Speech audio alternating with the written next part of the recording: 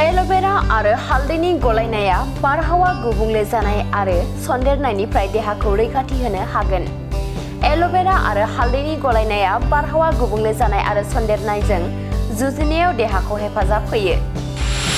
बेखौ नेमबादियै जानायजों इमिउनिटिया गोख्रों जानायजों लोगोसे गोबां देहायारि मुलाम्फाबो होयो। आथिखालनि मुगायाव बारहावा गुबुंले जानाय आरो सन्देरनायनि जाहोनाव सावस्रिखौ गाहामै लाखिनाया जोबोद जेंना गोनां जाबाय। बारहावा गुबुंले जानाय आरो सन्देरनायनिफ्राय देहाखौ गाहामै लाखिनो थाखाय जों बैबायदि गुदि मुवाफोरखौ जानांगौ जाय इमिउनिटिखौ बांहोयो आरो देहाखौ गाहामै लाखियो। बेनि थाखाय एल'भेरा आरो हालदैनि गलायमोन्देरखौ बाहायनो हायो।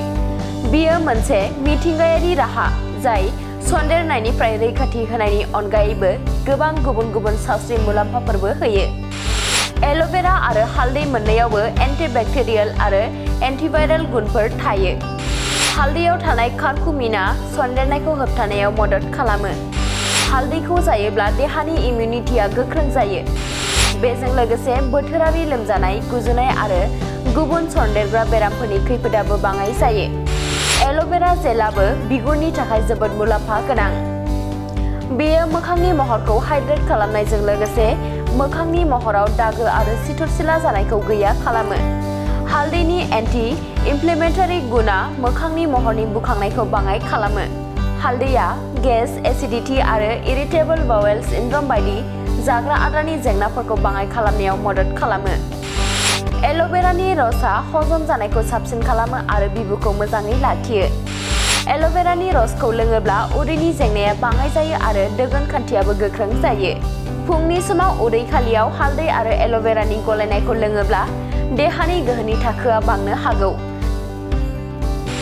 हालदैनि एन्टिअक्सिडेन्ट गुनफोरा मेंनायखौ बाङाइ खालामो आरो एल'भेराया देहाखौ थाजिम खालामो। एल'भेरा आरो हालदैनि गलायनाया बारहावा गुबुंले जानाय आरो सन्देरनायनिफ्राय देहाखौ रैखाथि होनो हागोन। एल'भेरा आरो हालदैनि गलायनाया बारहावा गुबुंले जानाय आरो सन्देरनायजों जुजिनायाव देहाखौ हेफाजाब होयो। बेखौ नेमबादियै जानायजों इमिउनिटिया गोख्रों जानायजों लोगोसे गोबां देहायारि मुलाम्फाबो होयो। आथिखालनि मुगायाव बारहावा गुबुंले जानाय आरो सन्देरनायनि जाहोनाव सावस्रिखौ गाहामै लाखिनाया जोबोद जेंना गोनां जाबाय। बारहावा गुबुंले जानाय आरो सन्देरनायनिफ्राय देहाखौ गाहामै लाखिनो थाखाय जों बैबायदि गुदि मुवाफोरखौ जानांगौ जाय इमिउनिटिखौ बांहोयो आरो देहाखौ गाहामै लाखियो। बेनि थाखाय एल'भेरा आरो हालदैनि गलायमोन्देरखौ बाहायनो हायो। बेयो मोनसे मिथिंगायारि राहा जाय सन्देरनायनिफ्राय रैखाथि होनायनि अनगायैबो गोबां गुबुन गुबुन सावस्रि मुलाम्फाफोरबो होयो। एल'भेरा आरो हालदै मोननैयावबो एन्टिबेक्टेरियेल आरो एन्टिभाइरेल गुनफोर थायो। हालदैयाव थानाय कारकुमिनआ सन्देरनायखौ होबथानायाव मदद खालामो। हालदैखौ जायोब्ला देहानि इमिउनिटिया गोख्रों जायो। बेजों लोगोसे बोथोरारि लोमजानाय, गुजुनाय आरो गुबुन सन्देरग्रा बेरामफोरनि खैफोदाबो बाङाइ जायो। एल'भेरा जेलआबो बिगुरनि थाखाय जोबोद मुलाम्फा गोनां।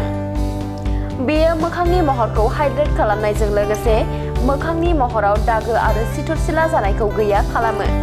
हालदैनि एन्टि इनफ्लेमेटरि गुनआ मोखांनि महरनि बुखांनायखौ बाङाइ खालामो। हालदैया गेस, एसिडिटी आरो इरिटेबल बावेल सिन्ड्रम बायदि जाग्रा आदारनि जेंनाफोरखौ बाङाइ खालामनायाव मदद खालामो। एल'भेरानि रसआ हजम जानायखौ साबसिन खालामो आरो बिबुखौ मोजाङै लाखियो। एल'भेरानि रसखौ लोङोब्ला उदैनि जेंनाया बाङाइ जायो आरो दोगोन खान्थियाबो गोख्रों जायो। फुंनि समाव उदै खालियाव हालदै आरो एल'भेरानि गलायनायखौ लोङोब्ला देहानि गोहोनि थाखोआ बांनो हागौ। हालदैनि एन्टिअक्सिडेन्ट गुनफोरा मेंनायखौ बाङाइ खालामो आरो एल'भेराया देहाखौ थाजिम खालामो।